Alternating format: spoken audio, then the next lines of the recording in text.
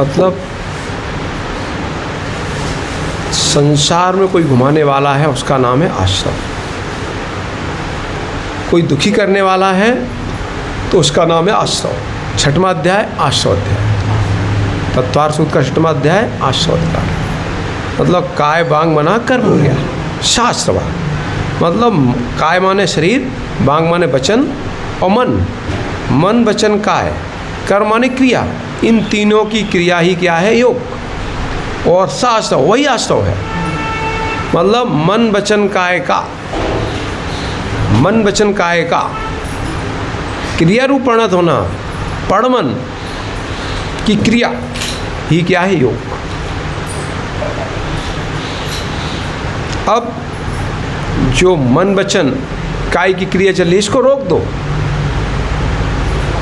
रोक दो। कैसे रोकोगे? रोक दो, रोक दो जब सत्य का बोध होगा। जब तक सत्य का बोध नहीं है तब तक रोकने का पुरुषार्थ भी प्रारंभ नहीं होगा। पहले पुरुषार्थ प्रारंभ होगा रोकने का, और पुरुषार्थ जितना दृढ़ होगा, जितना मजबूत होगा, उतना रुकने लगेगा। अभी तो श्रद्धा ही नहीं है। स्थूल श्रद्धा का भी, अभी स्थूल श्रद्धा का भी सद्भाव नहीं है। स्वयं भैया, स्थूल श्रद्धा का भी सद्भाव नहीं है, ऐसा कहो आप। हाँ, स्थूल श्रद्धा मतलब स्थूल श्रद्धा के साथ 9 ग्रेड तक जा चुके, पर इस पर्याय में तुमने स्थूल श्रद्धा भी नहीं प्राप्त की। पूर्व में स्थूल श्रद्धा, स्थूल श्रद्धा के साथ कहीं होते तत्व पिपासु, पूर्व में मुनराज बनकर भी मतलब 9 ग्रेड तक गए, भव होने पर भी, और संसारातीत क्यों नहीं हो पाए? क्योंकि जिनेन्द्र प्रभु पर श्रद्धा था, स्थूल में श्रद्धा थी, परंतु कहीं ना कहीं प्यास में न्यूनता थी, तत्वपिपासा न्यून थी। यदि तत्वपिपासा गहरी होती, देखो मैं बताऊंगा आपको, साधना तो करना चाहिए, साधना तो करना चाहिए, परंतु तत्व स्वरूप की दृष्टि के साथ साधना तो करो। और यदि तत्व के निर्णय की दृष्टि नहीं है, आनंद में जीने की दृष्टि नहीं है, तुम कर लो कितनी भी साधना, कितनी भी साधना, सारी जीरो,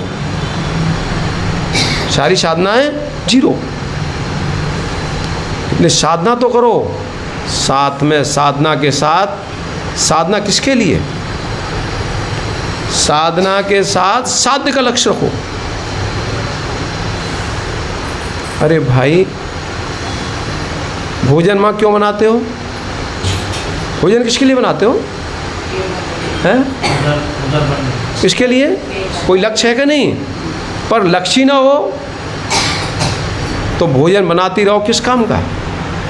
क्या मुख में जाएगा क्या? और मुख में जाएगा नहीं तो पेट भरेगा क्या? जैसे भोजन बनाते समय लक्ष्य होता है, ऐसे अपनी साधना के काल में, अपनी आराधना के काल में लक्ष्य होना चाहिए। सुरेश भैया, लक्ष्य के बिना सब शून्य,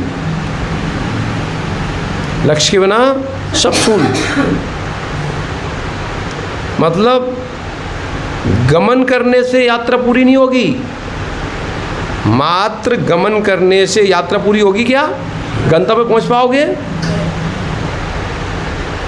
और मात्र यात्रा की व्याख्यान करते रहें तब यात्रा हो जाएगी पूरी? ना मात्र गमन से पूरी होगी, ना यात्रा की व्याख्यान से पूरी होगी, परंतु उस यात्रा के व्याख्यान को समझकर, लक्ष्य को धारण करके जो यात्रा होगी वो लक्ष्य पहुंचाएगी। तो करो, पर लक्ष्य के साथ। यात्रा की जानकारी तो लो, पर जानकारी लेके चलने का भाव भी रहो। यदि आप जानकारी लेना चाह रहे हो, बाद में जानकारी, और जो चल रहे हैं उनको गाली दे रहे हो आप, तो आप जो है, इसका मतलब आपका जानना भी कोई काम का नहीं। और जो मात्र चल ही रहे हैं, जानकारी लेने की भावना नहीं रख रहे हैं, उनका भी कोई काम का नहीं। दोनों चीज़ें आ गई भैया। अरे ज्ञान का अध्ययन किसके लिए और चर्या किसके लिए? अरे ज्ञान का अध्ययन करो वस्तु सुख को जानने के लिए, और चर्या करो, साधना करो लक्ष्य पर गमन करने के लिए। विपिन भैया कुछ कहना तो नहीं है? दोनों काम युग पर चलेंगे। देखो मैं बताऊँगा आपको, आप क्या समय नहीं देते जिस जिनालय में? बहुत समय देते हैं, पर समय देने पर भी समय नहीं देते। ऐसा समय देने पर भी समय नहीं देते, क्योंकि अंतस में समाया है। श्री जिनालय में भी आते हैं, क्या समाया है? हमारा परिवार सुख से रहे, हमारी अनुकूलताएं रहें, हमारा व्यापार अच्छे से चले, हैं, हमारे जितने शत्रु हैं सबका नाश हो जाए, सारे हमारे मित्र बन जाएं। ये लक्ष्य है, और ये लक्ष्य संसार में घुमाने का है, ना कि संसार से पार कराने का। ये सुख का साधन नहीं है, ये दुख का साधन है। विपिन भैया कुछ बोल रहे थे क्या? पूछ रहे थे कुछ? हाँ, क्या कह रहे थे, बोलो। नहीं, जैसे अपन रोज जो अब उसमें सुख की जो सुबह बात आ रही थी, हाँ, तो सांसारिक जीवन है तो सारी चीज़ें रहती हैं एकदम ऐसे टाइट होके, तो कहाँ सुख है, कैसे मतलब कैसे अपन उसको विभाजन करेंगे? सुख, देखो सुख चाहिए, सुख चाहिए तो सुख को भी समझना पड़ेगा, तो वही बोला था, और दुख को भी समझना पड़ेगा। सुख क्या है नितिन भाई? सुख क्या है और दुख क्या है, पहले ये समझो। महेंद्र भाई, सुख क्या है? सुरेंद्र भाई, दुख क्या है, सुख क्या है, बताओ। अरे इतने दिन हो गए, पहले ये तो जानो सुख क्या है, सुख कौन सी वस्तु है, दुख कौन सी वस्तु है? जो उनको अच्छा लगता है, सब कुछ बड़े फील होता है, वो सब सुख जैसा नजर आता है। और जो अपने अरे गहरे से सोचो, गहरे से सोचो, सब लोग सोचो आज, क्योंकि सुख सब चाहते हैं। ऐसा विषय बोलो कि सुख कौन सी वस्तु का नाम है, एक शब्द में उत्तर आ जाए। बोलो भाई, सुख किस वस्तु का नाम है, दुख किस वस्तु का नाम है? आत्मा में रमना सुख का। अरे ये रमना की बात नहीं, ऐसी बात करो जो तुरंत समझ में आ जाए। अब देखो हम बताया, अरे मैं बताऊँ, सुनो, यदि दुख है किसी का नाम, वो है विकल्प। पकड़ो भाई, विकल्प है तो दुख है। कोई वस्तु सुख नहीं देती। अरे अनुकूलता भी सुख नहीं देती। आपने अनुकूलता कहा नहीं, अनुकूलताएं, अरे अनुकूलता क्या है? तुम्हारे पास धन वैभव सब कुछ है, पर मन में आपने उसको अनुकूल माना ही नहीं है, विकल्प सता रहे हैं। अभी तो आपके पास धन वैभव सब कुछ था, अब भावना बढ़ गई और बढ़ना चाहिए, अथवा आपके अनुकूल कार्य हो भी गए, आपके अनुकूल वैभव मिल गया, पड़ोसी को ज़्यादा मिल गया, तो भी कष्ट है। अरे बैठो, आप विकल्प नहीं करो। अरे जगह महाराज आगे सके जाएंगे, आपको परेशानी। दुख किसका नाम है? विकल्प का। अब देखो, आप देख लो, घर पे भी सबसे ज़्यादा पीड़ा कब होती हो? जब कोई मस्तिष्क में विकल्प सता रहा है, अब क्या होगा, अब क्या होगा, अब क्या होगा। सही है भैया? विकल्प और विकल्पों को, विकल्प कम होगा, अरे शांति मिलेगी। दुख किसका नाम? सुख किसका नाम? अरे विकल्पों का कम हो जाना, विकल्पों का अभाव हो जाना, ये है सुख। विकल्प का अभाव क्या है? सुख। विकल्प का सद्भाव दुख।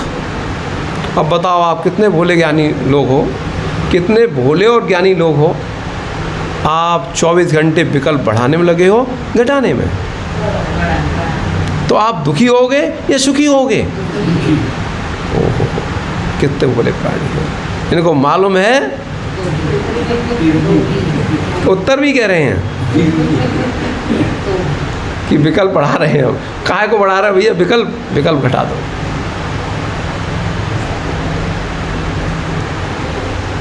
घटा दो सुरेंद्र भैया, आगे समझ में? दुख किसका नाम है? विकल्प का। अब दुख हटाना चाहते हो तो विकल्प, अब देखो, दुख हटाना चाहे तो विकल्प को हटा दो। अभी तुमने यही नहीं जाना है कि विकल्प दुख है या सुख है। तुम क्या सोच रहे हो? सुरेंद्र भैया, कितने घर हैं? एक भी नहीं। भवन कितने हैं आपके पास? एक भी नहीं। एक ही किराए पे रहते हो? हैं? कोई बात नहीं, कोई विकल्प, तब भी काम चलेगा। अरे भैया, ये मन में क्या चल रहा है? एक भवन बन जाना चाहिए। तो भवन बन जाएगा, विकल्प घटेंगे या बढ़ेंगे? बोलो भाई। बढ़ेंगे। अभी तो किराए देना है ना, मेंटेनेंस चिंता। बोलो भैया, भवन बनने पे विकल्प घटेंगे बढ़ेंगे, और कहीं एक बन गया, फिर कहते एक और बनाना चाहिए। अब क्या होगा? बढ़ता जाएगा। हाँ, व्यापार चल रहा है, जबकि ना तो भवन साथ लेके जाओगे, परंतु चिंता है कि भैया एक भवन बनना चाहिए, एक नहीं 2 बनने चाहिए, 2 नहीं 3 बन जाएं। तो ये विकल्प दुख बढ़ाएंगे या सुख बढ़ाएंगे? क्या कह रहे हैं? क्या कह रहे हैं? दुख बढ़ेगा। अब समझ लो, दुख की परिभाषा बता दी हमने आपको, छोटी सी परिभाषा। क्या है? दुख का नाम क्या है? विकल्प किसका नाम है? मतलब जो आप अपना बनाना चाह रहे हो, सब दुख की तैयारी है। ठीक है? अब दुखी न रहना चाहते हो तो छोड़ना चालू कर दो, बाह्य में नहीं, अंतरंग में भी। नहीं तो बाह्य में छोड़ भी दिया, विपन भैया महाराज भी बन गए, छोड़ भी दिया बाह्य में, पर अंतरंग में तो भावना छूटी नहीं है, तो दुखी रहोगे। अरे कपड़ा उतरने से मोक्ष नहीं होगा, कपड़े उतरने से सुखी नहीं होंगे। कपड़े उतरने के साथ अंदर के विकल्प उतर जाएं, कषाय उतर जाएं, हैं, इंद्रिय विषयों की लालसा उतर जाए, तो सुख प्रारंभ हो जाए। समझ में आ गया भैया? सुख क्या है, दुख क्या है? संसार में घूम रहे हैं, सुखी न होने का कारण यही है, हमने दुख को दुख नहीं माना और सुख को तो जाना ही नहीं। दुख को नहीं जाना, इसलिए सुख को भी नहीं जाना। ये जो सुबह अपन वैसे चलाता नहीं कि एक गिलास क्या है, इंद्रिय विषय का सुख भी नहीं है, और बदले में एक समुद्र के बराबर दुख, इसमें कोई संदेह नहीं है। ऐसा कार्य हमने अनादि से आज तक किया है। मनुष्य आयु कितनी वर्तमान की? 100 साल मान लो, पर 100 साल में भी तुम इतना पाप कर सकते हो, हैं, कि अभी 30 नरक में चले जाओ, हैं, और उसकी संतति तो पता नहीं कहाँ तक ले जाएगी आप। और पुण्य भी कर सकते हो कि आप 8वें स्तर तक जा सकते हो। ठीक है? और इसी पर्याय में आप ऐसा भी कर सकते हो, एक मैत्री भाव को हृदय में विराजमान करके, इसको मैत्री भाव को विराजमान करके एक एक क्षण आपका अनंत काल के सुख का कारण बने। एक एक क्षण आपके जीवन का एक एक क्षण सुख का कारण बने। और कैसा सुख? अनंत काल का सुख। वर्तमान में भी कोई भूखा हो कोई भूखा हो, प्यासा हो, सम्यक समाधि करके स्वर्ग जाएगा। उसके बाद अगला भाव किसका मिलेगा? मनुष्य का, पुरुष का। और उसी भाव में पुरुषार्थ करे तो भगवान बन जाएगा। हाँ, 100%। यदि चूक गया, सम्यक समाधि हुई है और चूक गया, तो 8 भाव से ज़्यादा नहीं लग सकते। बल्कि ऐसा भी कहो, जिसके पास मैत्री भाव आ गया है, ठीक है, जिसके पास मैत्री भाव आ गया है, वो सामान्यतः, मैत्री भाव का मतलब यहाँ का लगाना, क्या लगाना है? क्षेत्र समय दृष्टि। यदि वो ऐसा जीव अधिकांशता 8 भाव में भगवान बन जाएगा। मतलब जिसने अपने मैत्री भाव को वेदन कर लिया लंबे समय तक, वो नियम से 8 भाव में भगवान बनेगा।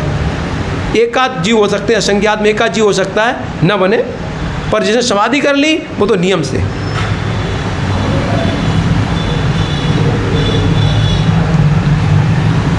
सुरेंद्र भैया ऐसा भी कह सकते हैं, जितना सरल है कंठ की प्यास बुझाना, जितना सरल है अपनी क्षुधा को शांत करना, भोजन प्राप्त करना, उतना सरल है सुखी होना,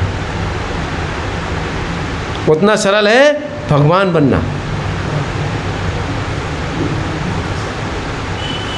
क्या कह दिया? ठीक नहीं है क्या?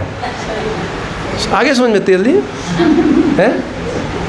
समझ में आ गया?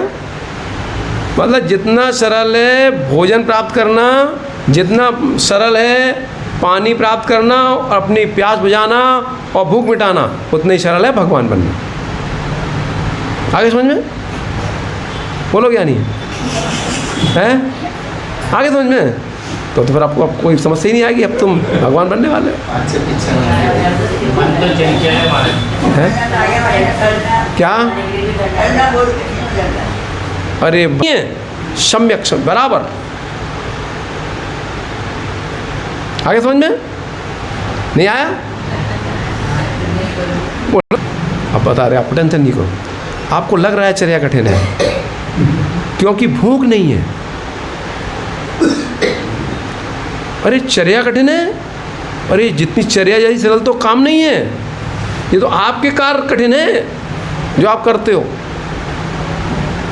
बताओ भैया, सुनो, अब आप बताओ, एक निर्गंत मुनराज, समझना भैया, एक निर्गंत भावलिंगी मुनराज सुबह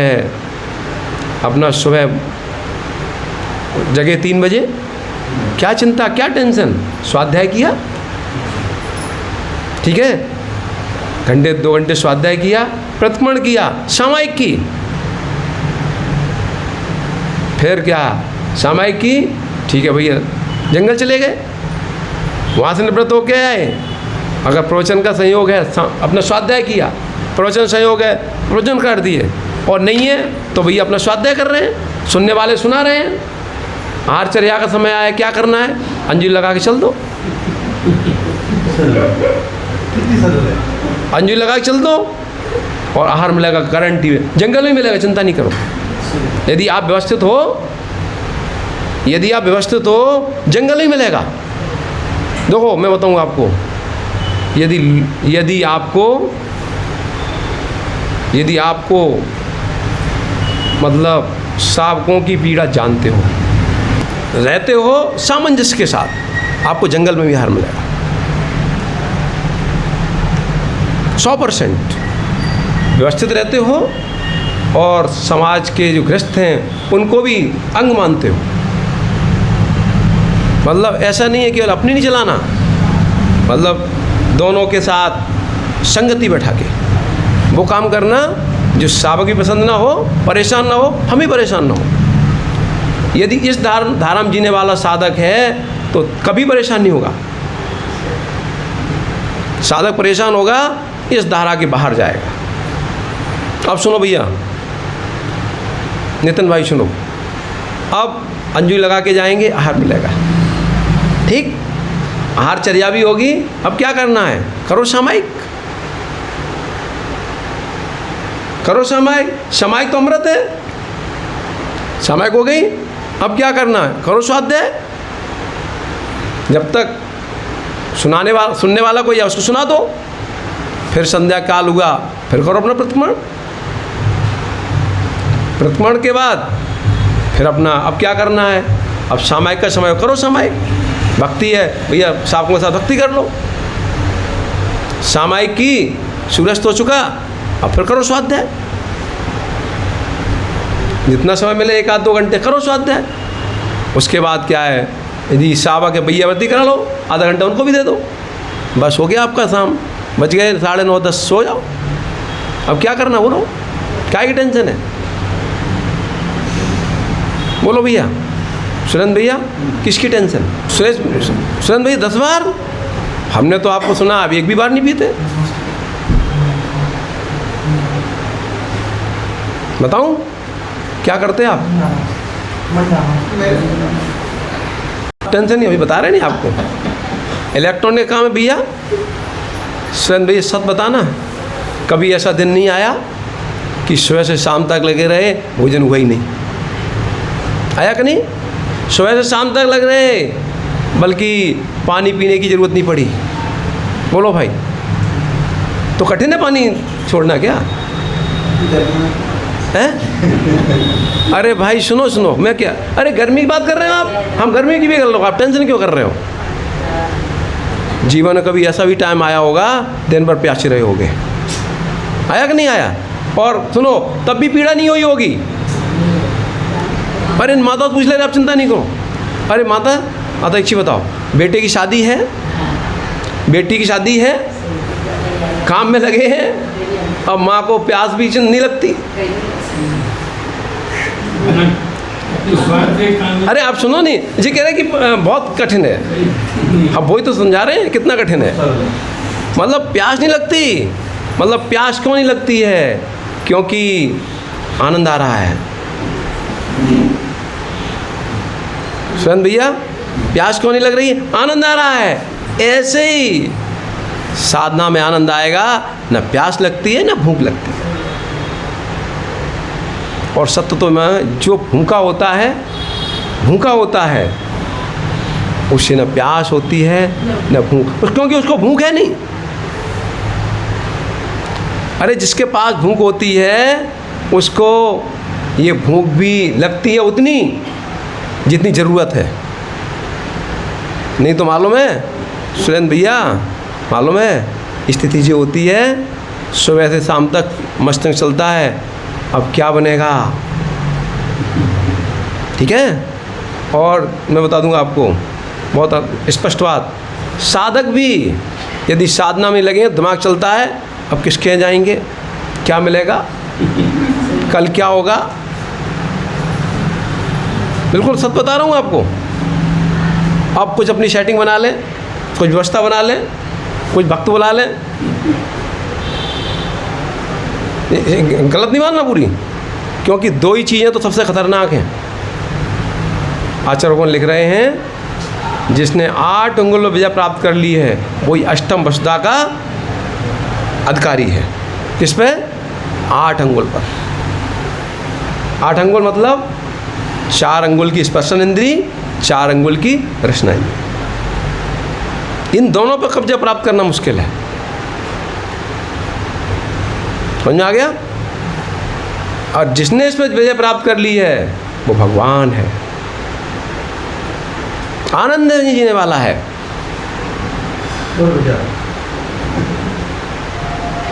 अरे जिसकी श्रद्धा में भी आ गया है नहीं, वो ही प्राप्त कर पाएगा। जिसको जिनेन्द्र देव पे स्थूल श्रद्धा भी हो गई है, वो कूद जाता मैदान में। पर देखो, मैदान में कूदो और भूलना नहीं, मात्र साधना नहीं करना, साधना के साथ साधना की हमारी गति क्या है, गति भी देखना। अब गति कब देखोगे? जब माँ जिनवाणी का पान करोगे। बड़ी बड़ी साधनाएं मात्र मोक्ष मार्ग नहीं है। बड़ी बड़ी साधनाओं से मोक्ष नहीं होगा। बड़ी साधना तो हो, पर साधना के लिए दिशा भी सम्यक हो। साधना तो हो रही है, पर अंदर क्या चल रहा है, हमारा नाम कैसे होगा, हमारी प्रतिष्ठा कैसे होगी, हमारी यश कैसे फैलेगा। ये साधना नहीं है, ये संसार की साधना है। ये मोक्ष मार्ग की साधना नहीं है, संसार की साधना है। संसार के वैभव मिल जाएंगे पर आपको अतीन्द्रिय सुख मिलने वाला नहीं है। देखो सुखी होना बहुत सरल है, पर बोले अभी वो विषय पे आते हैं। सुखी होना कितना सरल है, जितना सरल है कंठ की प्यास बुझाना, जितना सरल है अपनी भूख मिटाना।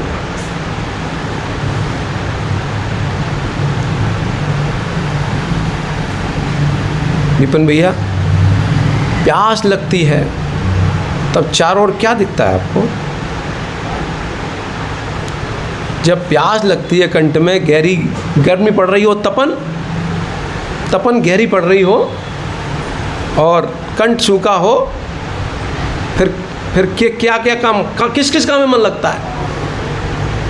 और काम करते भी रहोगे परंतु 24 घंटे क्या दिखता है?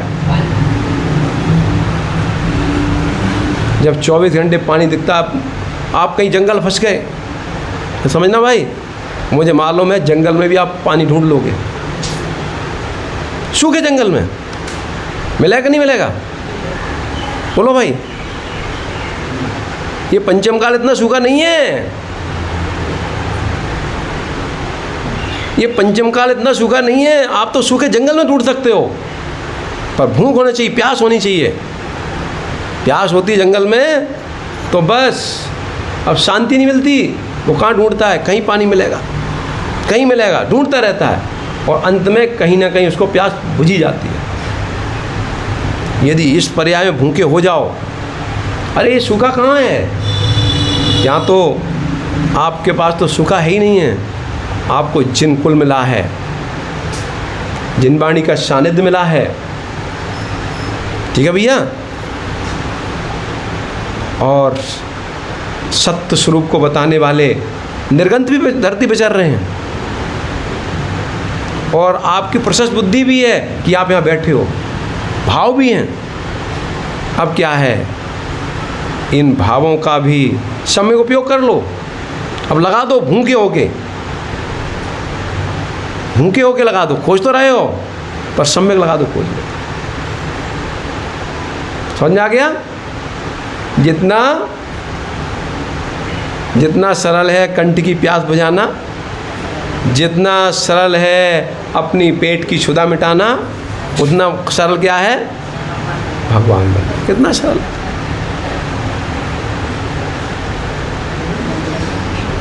बोलो क्या नहीं? जितना भोजन प्राप्त करना सरल है, उतना ही सरल क्या है? ठीक है, अब बन जाओ भगवान।